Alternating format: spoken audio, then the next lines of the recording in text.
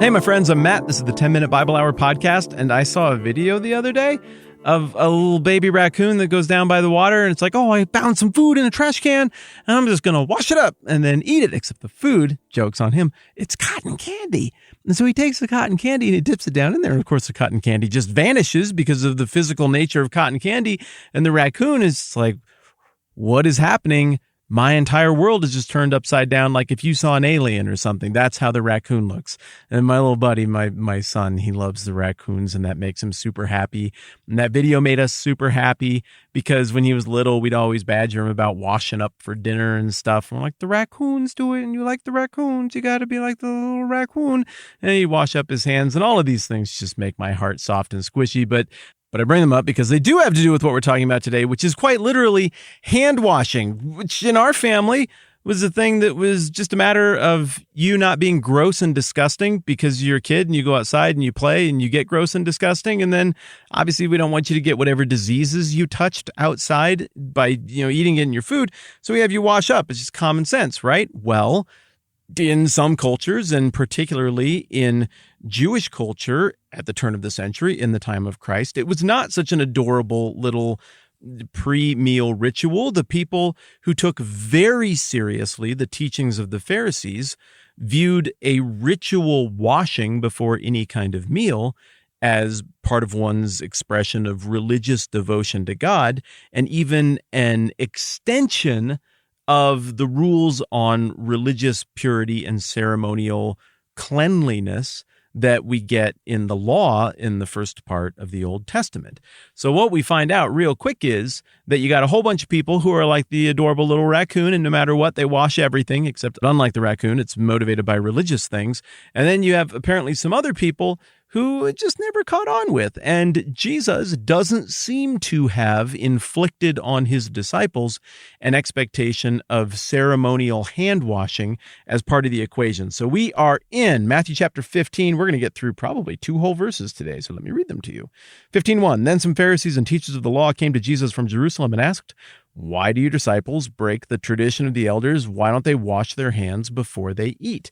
Yep, we're going to have an entire Bible fight right now that ultimately is going to get so heated that Jesus ends up being executed in the most grisly of ways. And part of the Bible fight that leads to this is about hand washing before meals. No joke. So we can do one of two things at this point, my friends. We can assume that everyone who lived before us is a giant idiot who's thought stupid things and behaved in ways that were basically insane, and just write it off as crazy and move on and be like, Jesus is good, other people bad. Or even though we might disagree with the Pharisees after working through this question, we can assume their sanity, and in doing so, try to consider where they're coming from. So this is another one of those conversations today where we try and wrap our brains around what the Pharisees are doing. But before we do that, a couple of quick narrative notes. We got Pharisees and teachers of the law, so 2 different sets of representatives coming up from the religious headquarters in Jerusalem. This represents an escalation, and it's very important that you catch it because the original audience would have caught it immediately. Like, let's say that you are from where I am from, South Dakota. It's not a real big state. It's kind of out in the middle of nowhere. That's sort of on purpose.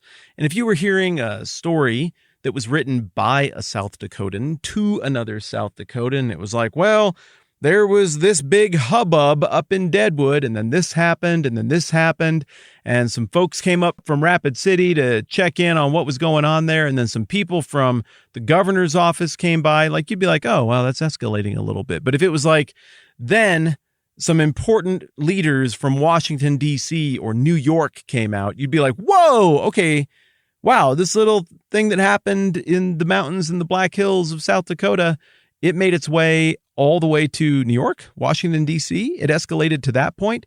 You see, these geographical locations for you and me trigger levels of severity or significance just by merit of the name of certain locations. Likewise, saying that these people came up from Jerusalem would have really caught the attention of the original audience who were like, whoa, there are lots of people who make religious claims. Galilee is kind of known for that.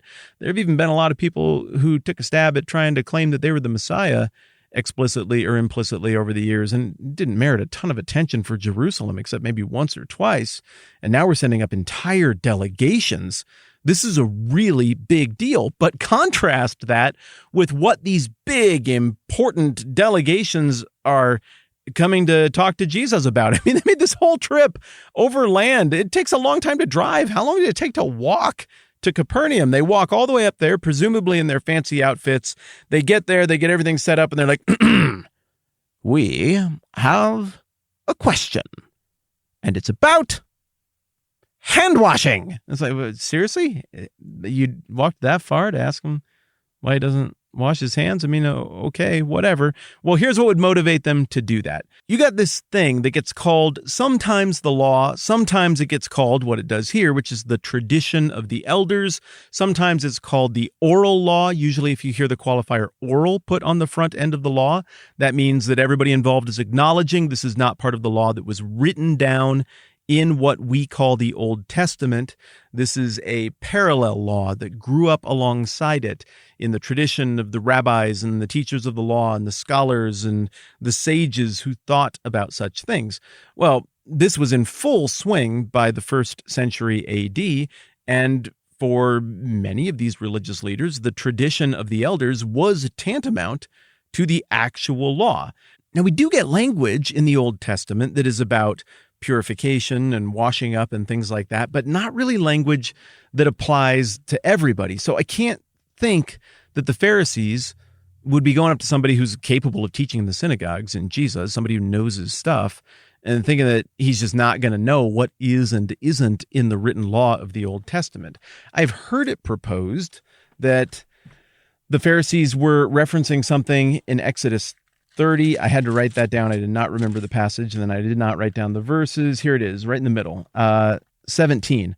I've heard it proposed that this passage is maybe what they were referencing. I'll read it to you, and you can see what you think. Exodus 30:17. Then the Lord said to Moses, make a bronze basin with its bronze stand for washing.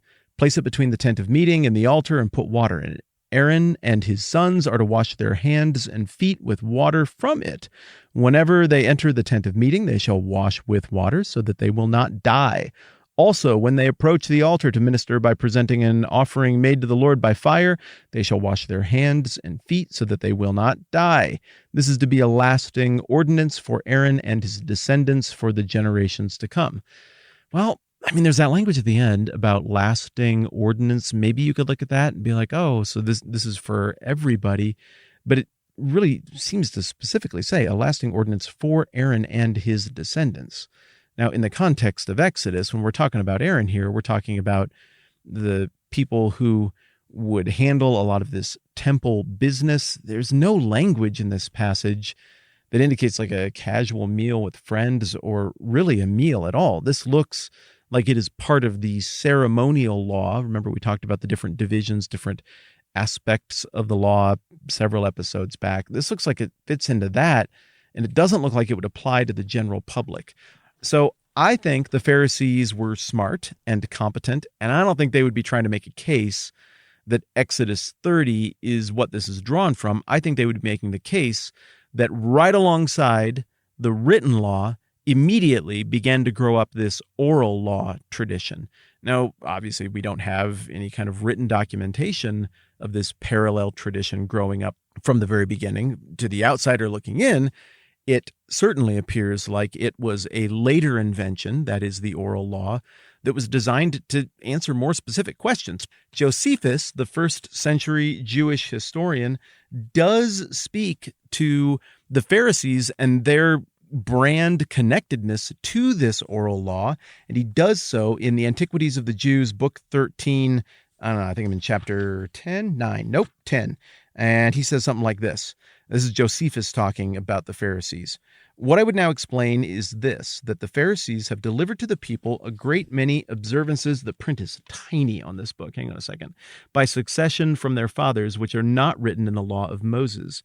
And for that reason, it is that the Sadducees reject them and say that we are to esteem those observances to be obligatory, which are in the written word, but are not to observe what are derived from the tradition of our forefathers. And concerning these things, it is that great disputes and differences have arisen among them, while the Sadducees are able to persuade none but the rich, and have not the populace obsequious to them, but the Pharisees have the multitude on their side, But about these two sects and that of the Essenes, I have treated accurately in the second book of Jewish Affairs.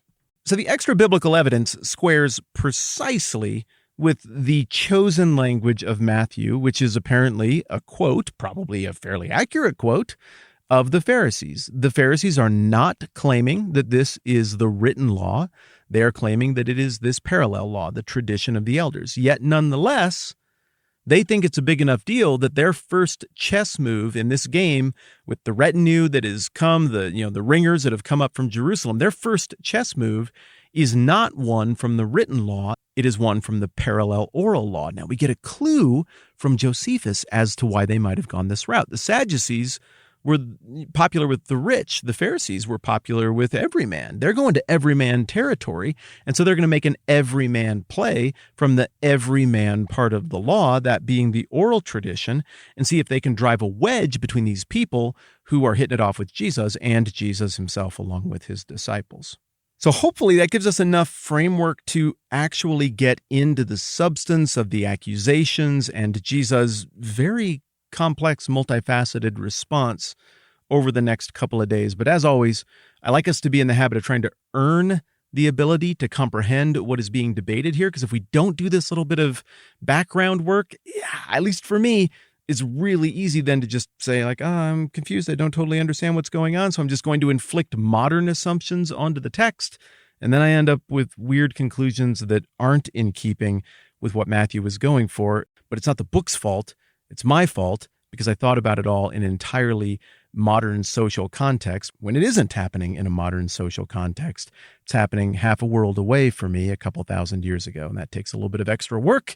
And one of the things I like about you, based on the merit of the fact that you are still here, is that you are also up for that little extra bit of work. So thank you. Hey, here's something pretty cool. We've got just about all of our shipments in on everything that we are sending to all of the patrons, literally any patron supporting at literally any level at patreon.com/the TMBH is getting mailed this cool little Matthew field notes book that fits in your pocket. And you can jot down notes about what we're talking about here. And it's kind of like this neat little visual metaphor for having the book of Matthew in your hip pocket. So I'm very excited to get all of that packaged up in the coming week or so and start mailing that out. If you have not updated your address and you are a patron, please do that so we make sure to get it to the right place. All right, everybody, thanks for hanging out with me. I'm Matt. This is the 10-Minute Bible Hour podcast. Let's do this again soon.